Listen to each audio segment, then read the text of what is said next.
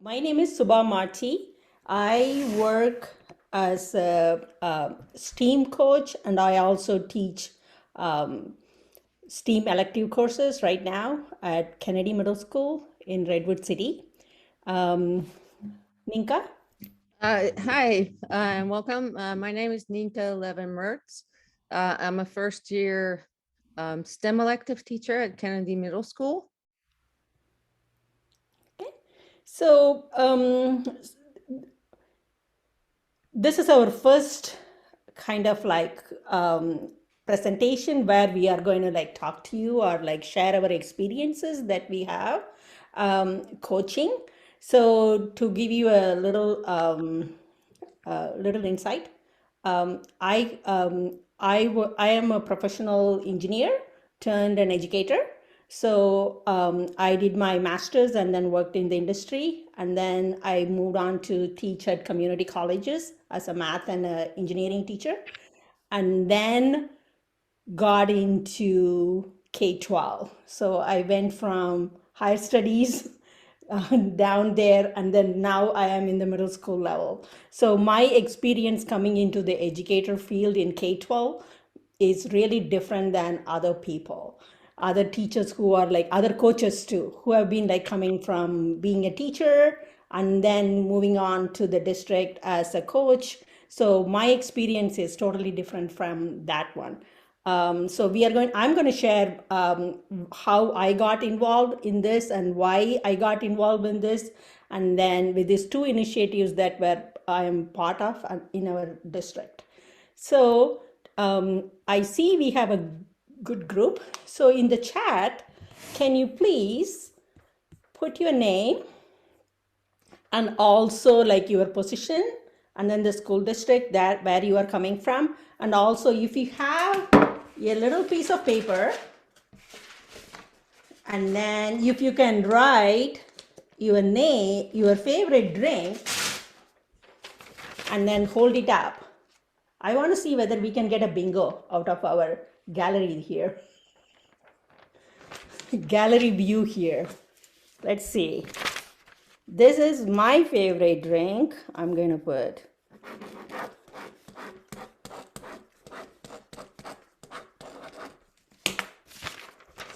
Let's see whether we are winning any bingo here. Anybody wins a bingo?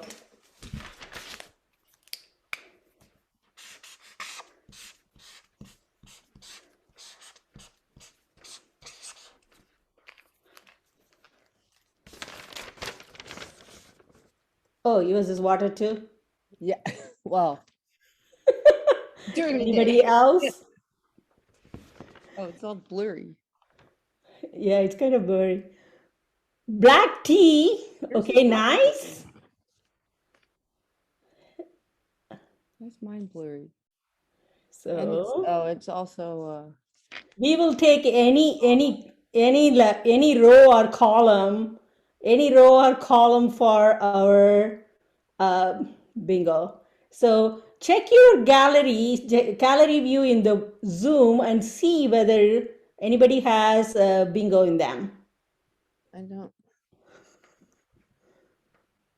Mine says water. Yeah, I see two T's together. If Kayla put something else, okay, I see sweet tea, but I'm not getting a bingo on that. Okay. I got bingo on water. You got bingo? I think so. Is myself, Suba, and I'm having trouble reading the blurriness. Yeah, mine says water. Yeah, there you go. There you go. Oh yeah, I see me, Ninka, and Jonathan, right? That's right. Yes. Oh, I know why. It's because I'm blurry background. Okay. So I see a bingo between kind of like a black tea and the sweet tea. Cool. Nice. I thought it would be fun to do this. I saw it somewhere. I go like, okay, let me see whether we can do a bingo of this. There we go. That's There you go. Thank you for participating. Appreciate that. So, thank you for joining us one more time. So, like I said, we, both of us, Nienke and I, work for Redwood City School District. Redwood City School District is this is the map where we are at. So, this is the Bay Area, and you can see our school is surrounded by so many high-tech companies looking for stronger workforce. And also, parents want to have their kids around. They don't want them moving around to different states. So parent community also wants us to train our students and expose our students to get into tech industries and tech careers. They want them to start thinking, it's never too late to start from somewhere. So, so those are the two initiatives that our school district had in mind to help our parent community and also the workforce around our area. So that's where I come from. So like I was saying before, my path to coaching is I took a different path than the traditional coaches in the district. I am an engineer turned an educator. So I was an educator for adults in community colleges teaching engineering and math, and then I moved on to help in one of the school district to start their one-to-one program on iPad one-to-one program in the middle school. So I was hired to do just the technology side of it, to run, do all the back end, setting up the iPads and giving it to the teachers. This is like, I'm talking about 2014, not right now. So at that time, the teachers were given an iPad and then asked them to figure it out on their own, to come up with lesson ideas and use it in the classrooms. There was no like a technology coach or anybody like that. So with my background, I started like helping the teachers little by little, like, oh, this is how you do the Google Classroom. This is how you can do this. So being a technical engineering type from a position, so I kind of transitioned into a technology coach, looking for different best practices. So helping the teachers. So, and also I was on site. So there were like technology coaches who were in the district. They had like a full caseload of schools to take care of. So there was not enough time or manpower for a district coach to come and help them. So that's how my position kind of evolved, because I was a technology coach who was on site, taking care of the devices for the students and also taking care of the teachers who are new into technology. So this was kind of unheard of at that time. Like I'm talking about like 2014, 13, 14 at that time. So once I got that, one of the teachers who was working in there, she moved on to the Redwood City School District. And then she became an assistant principal for a Mckinley Institute of Technology. Mckinley Institute of Technology, the name is there, but we have student population where 95% of the students are low income. They didn't have any device at home. So at that time when they were given tests in SBAC and everything, that's the only time they saw the device. They didn't have any device at home. They were given a device to take a test. So they were like, they didn't even know what to do with that. So we are Redwood City. Our next exit is Facebook. So we got a grant from CZI, Chan Zuckerberg Initiative, to help our students get good at, basically to bridge the digital divide, and also give professional development to the teachers, and help the parents how they can help their students when this device comes home with them. So it's called the Mckinley One-to-One Literacy Initiative. So our goals were bridge the digital divide by providing a Chromebook to the student. Right now, it may look like a little obsolete because of distance learning, everybody got a new new Chromebook to take it home. But I'm talking this about like 2016, where like this was not that much heard of, like you providing a Chromebook to take home to these kids and also provide them with the Wi-Fi hotspot if they don't have the access to digital technology at the time. And so I was hired to both take care of the Chromebook side of, like making sure that all our 450 students have a reliable device, and also everybody is with the Wi-Fi internet access at home. The teachers that I was at on site, they were really apprehensive of students going to be having a Chromebook with them all day, 24 hours. So it's kind of giving them giving them that extra support of somebody is going to be there in your site, on demand, on site, on your beck and call, so that they can take care of the devices and also support you with coming up with best practices. So that was like a big breather for them. So teachers really appreciated somebody being there with them, hanging out with them, being social, available to them during lunch. I go to the lunchroom just to hang around so that like they see me, they have questions. So basically on their face, I think. So, and also the bigger part is also, I was also helping the parents with digital citizenship, so that the parents will know what they are, the devices coming home. We are expecting them to do homework with their device. How much screen time is allowed? How can they monitor their kids, whether they are doing homework? If they are doing homework, how the parents can help them. So we had like parent technology workshops every month, where we take like one core curriculum, like a ELA. So ELA, the kids are coming home, they are going to be using Amplify. This is how you can log in. This is how you can help them. And then for math, we had like CPM.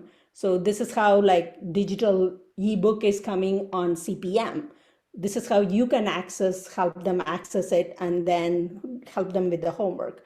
So for science, we had like Amplify Science. So we were kind of like every month we take one core curriculum and then walk the parents through it, to help them understand how they can help their students at home. Because one of the things that the technology and all those ed tech tools brought us is differentiation for the teachers, so that teachers were able to use Nuzzola. We were able to use other like tech tools like Screencastify, all those, now we all know that. At the time, like people were just figuring it out, like, hey, what is going on at the time? Like Flipgrid used to be called Recap at that time.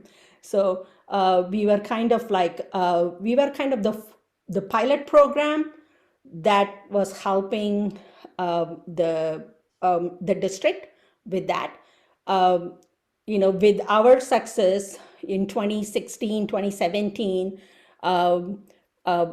when everybody turned to distance learning, it was like a piece of cake for a lot of our teachers, who were like, oh, we all know that we can manage it. Then like some teachers who didn't have that like a one-to-one initiative, like our school. So this is a video that I want to show you about our MIT grant, where my principal was talking. Hopefully you can see it. We had the pleasure of receiving a really great grant from the National Foundation last year, and we've been working with our parents, our community, and We had the pleasure of receiving a really great grant from the Zuckerberg Foundation. Sorry, can you last see year. it, or We've been is it working too with small? Our parents, our community, and our district personnel. Okay. Sorry, I'm making. To integrate it into the school and into the community. A lot of these kids, they don't have access to technology at home. So by this grant, we are providing one-to-one Chromebooks. Literally what it did, it provided a full-time tech support teacher on site and touchscreen Chromebooks for each child to take home. And we are providing Wi-Fi for about 40 parents at home, some of our low-income families. I feel pretty lucky. It's something we get to take home. We get to use it anytime. It's our main resource. Learning at home has really changed for me because now I can ask my teachers questions by the computer and I don't have to carry textbooks home. It's giving us an opportunity to work directly with teachers who can think innovatively about how to now use this technology within their curriculum because they don't have to worry about the access piece. One of the challenges with homework is it needs to be equitable. And if not every child has a computer at home, you can't give digital homework. The next piece is we have these phenomenal technology workshops for parents that are once a month. We've had about, I would say about 100 parents have been showing up to these meetings. And this is giving parents the technology that they need to support their kids at home, because that's the gap that's always missing, is how can we support these parents so they can support these kids. I have heard from parents that the kids are more engaged because they don't just have books anymore. They can create videos, they can use technology in so many ways to improve their reading levels. Most people in California, it's all about tech and coding for jobs, and I think this helps us a lot. MIT has been a community school overseas for 90 years. And in these 90 years, we're proud to say in our 90th year, on our anniversary, our students have the most tech access in the district. And that is because of the hard work of grant writers, the district office, teachers, and administrators here. We really are ready for the 21st century, and we have the resources to meet our kids' needs.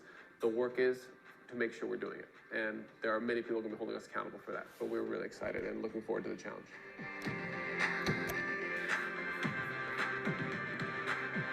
Okay. I look too young in that. Oh my gosh.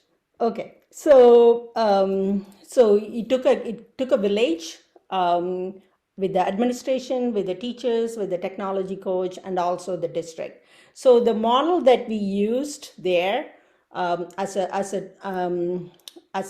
coach. So the first year was like making sure like we have a reliable device for every student and teacher, so that like the teacher doesn't have to, if the device is not working, the teacher doesn't have to like come up with plan A, B, and C. And you know how frustrating that can be for the teachers. So, and also like as a coach, we use the train the teacher and the push-in model. So the district coaches will have like, usually they have the big PD for the teachers. And also we have like PDs during the staff meetings. Once it is done, it's all up to the teachers to, figure it out. But with me on demand and on site, teachers were more like, oh, I heard this. Can you come and can we have some meeting during my prep period or like after school so that like we can sit down and talk about this and then work with that, use that in my classroom. So it was very informal. So the teachers were more, I was building relationship and trust with them. It was because of the visibility and then the listening and then the respect and also the privacy. Because I was a coach, I was not evaluating them. So they were more like happy and like they were more like willing to come and talk to me. And then so we set the goals and I collaborate with them on a lesson plan. So usually what I do is like I stay there with them for the first time that they are teaching in the class. We co-teach it, and then first period, and then second period they will teach it. I will sit there and observe them how they are doing it, and then once they are confident, they will say like, you don't have to be here, Suba, you can leave. So that's what that was the model that we were using. And then once the coaching is done, and then once they taught the kids, I will go back and sit down and talk about like reflection and what are the next steps, how we can improve the lesson plan that we did in the classroom. So like I said, like parents, we were giving them workshops. Some of the parents, most of them were, we had like a ELD class from a community college in our school at the time for the parents. So they were, some of them even wanted to know how to write emails. Can you please teach us? How do we do Google? How do we do? So I even did like some of those like resume building, job search, those type of workshops for them, because they wanted to do, they wanted to learn a little bit more about the technology that their kids are using in their with their devices. So once we have the success with the core curriculum and the best practices, the scores went up with their SBAC, which was like the first year, and also usually it's not just the first year hike. It had sustainability. The coursework keep going. We also got, since we did the student and the family literacy, we got some awards in our community. So once we established the model for the districts, then the second school wanted to do that. It's a Kennedy Middle School. So the goal from the Mckinley is the kids who didn't have any idea about technology, like, they didn't even have what is a Chromebook. From that, they became really tech savvy. Like, kids were like catching up like crazy, and then, they were going on YouTubes, and they were mostly like consuming. So I thought like, okay, now the kids are like in the consumer stage. So we want them from being a consumer of technology to be a creator of technology. So that was the goal for the second, when we moved on to the second middle school. So we made sure the tech coach is also a STEM teacher. So the tech coach will be teaching in the same school, 3 periods of technology classes for the students, and also being a coach for the teachers. So the tech coach was splitting the job of being a coach and also a STEM teacher, giving that opportunity for the students in that school from being a consumer to be a creator. So that is the model that we are doing it at Kennedy Middle School right now. And then after seeing that model, there are 3 different schools in our district who went and like adapted the same model, and we have STEM coaches in 3 different schools, and then 2 more schools are going to be adding STEAM coaches for the next year. These are all like, some of them are K-5. So in a K-5 situation, the STEAM teacher has a makerspace. We have some K-8 schools where the STEAM TOSA is also going to be is also teaching an elective class, and also coaching the teachers on site. So this is like, has been very successful because we are on site and available. Okay. Any questions on anything? Any observations? Any comments? I'm just talking. Yeah, Suba, I have a question. You're talking about the tech coach kind of splitting roles as a STEM teacher and a coach, right? And every time I think about that idea, I think back to like teachers who have kind of done those split roles, and it always feels like they can't do one thing. They can't do both things well, right? So how did you guys strike that balance in creating enough time for them to be an excellent teacher, which even if it's like a part-time teaching, it's still a full-time job, right? And then to also be a coach, which in itself is also a full-time job. So yeah, really. Yeah, I totally understand what we're saying. It is a balance. It is a balance, and also like what I observed is to set some boundaries with the teachers about like technology coaching, because when I am coaching and then I'm also doing the STEM teacher role, so I know that I make sure the teachers know that I'm teaching like first, second, like third, second, fourth, and sixth period, at that time, sorry, I won't be available for you to help you. So even if they send some kids to ask for help, I just like brutally say no to set the boundaries. They understand it. They understand that like we are trying to do both at the same time. I know, I totally see it. Like uh, I felt like that like long a lot of times trying to manage too many cats. Um, but as a coach, um, as a STEM coach, I value the time that I'm able to put down with the students to be like helping them to be like creators.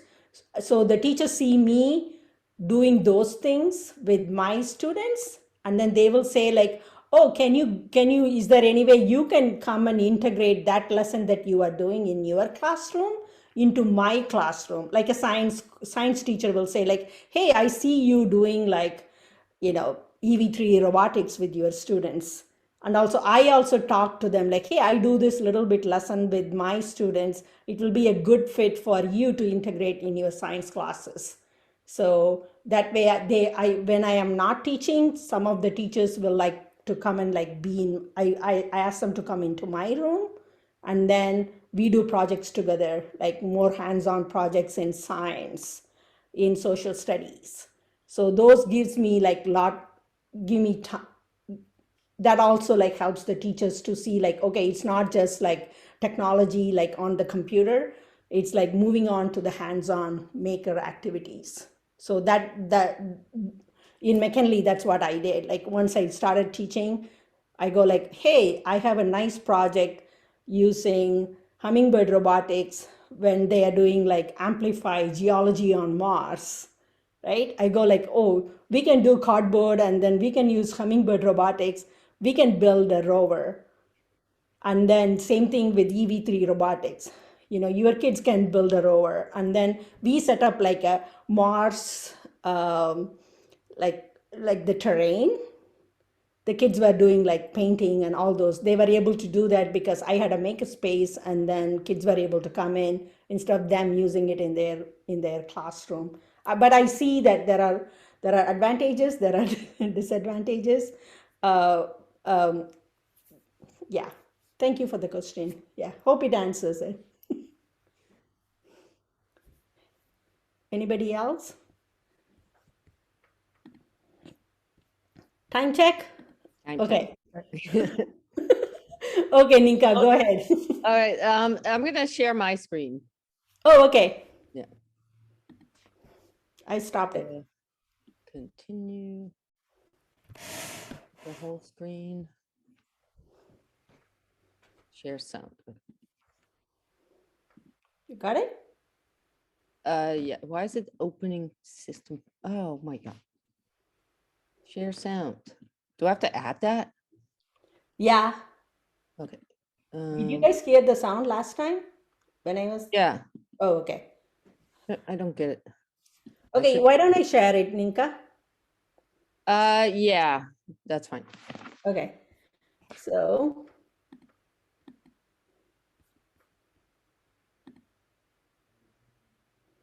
All right. Okay, go ahead. So my story is pretty similar to Suba's. I didn't get to teaching in the traditional way.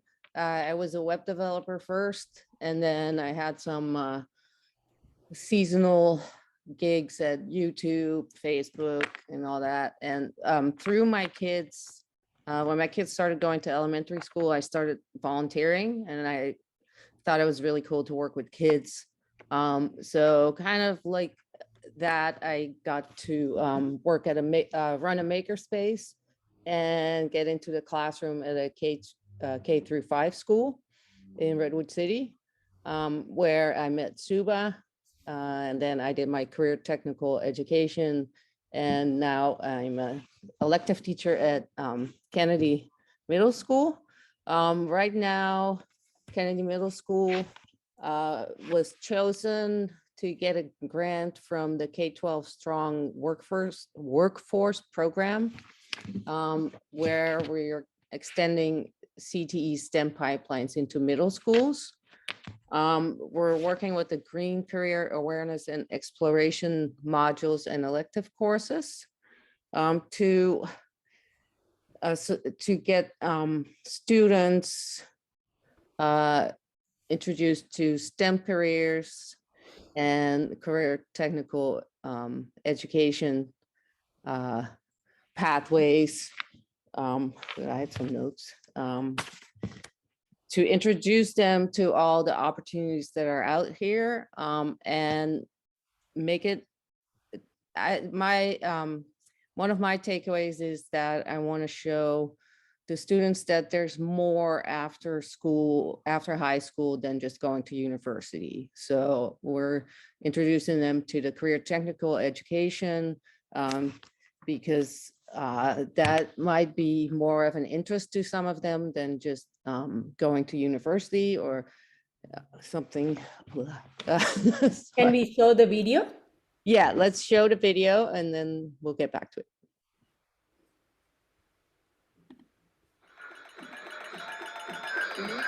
Do you sometimes think that you're too young to start making a plan for your future? Well, you're not. You could actually start planning for your future right now. People across California, the United States, and all over the world are facing so many difficult issues, like the global pandemic, climate change, and job loss, and we need people like you to help humanity solve these problems. If you start planning now, you could start your journey towards finding a career where you can earn a great salary and help solve the problems our world will face in the future. The Bay Area is the go-to spot for science, technology, and innovation, and luckily you already live here. Bay Area business and industry are looking to hire people like you to be a part of their teams, so it's smart to start thinking about what you're interested in and what career might be best for you. The STEM Career Awareness elective course that is being offered in your school during the next school year will help start you on your journey towards finding a career that you'll love in the fields like engineering, architecture, biotech, manufacturing and product design, computer programming, healthcare, and even green technologies. Take control of your future, explore your options, become a part of the solution.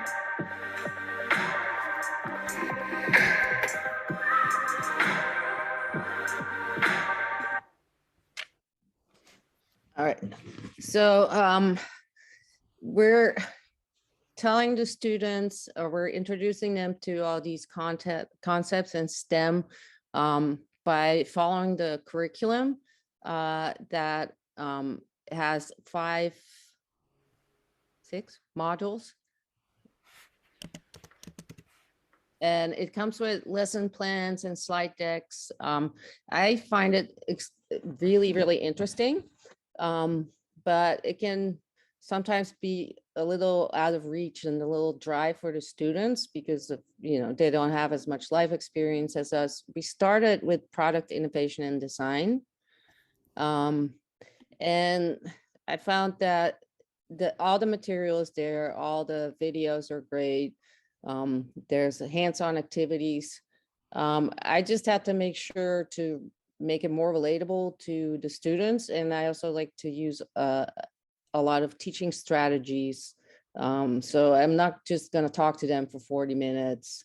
I like to show videos, turn videos into ed puzzles, so I know that they're actually watching them and answering questions. I have printouts if kids prefer that. And I get them to think about everything in creative ways. So they can have like an assignment after we talk about it. They'll make a poster either on the computer or on a printed out paper. And while we're talking about all these STEM-based and the engineering and the biotechnology, we're always looking at the sustainable United Nations sustainable goals to get the kids thinking about the environment and how they can help make the world a better place by thinking about the environment and pollution. And there's We are also using the California Career Zone. That is a website with a lot of tools for the students to explore careers. There's an interest profiler that they do 60 questions and then they get the result of a list of careers they might be interested in. And those web pages have information on how to get there, where you can go to college to get there, if there's a high school pathway after middle school, job opportunities.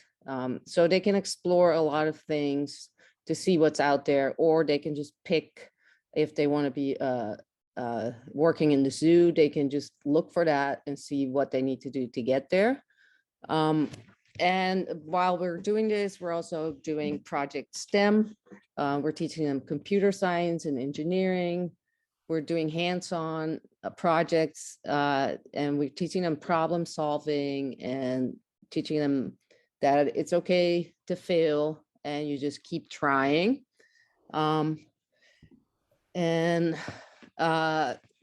did the training over the summer, where we got through all the modules in the program, and I did the experiments at home. So now when I'm gonna teach the kids next week about the industrial biotechnology, they're gonna make like kombucha leather. I already know how to do it and what can go wrong and how bad it smells. So, and then hopefully it will get them interested in what's out there. Sometimes they get bored, and then I just throw in a fun hands-on activity that has nothing to do with the curriculum to get them back on track. And I think it's a great way to introduce the kids to everything STEM. So, yeah. So, the main thing, like Nienke was talking about, like this is a STEM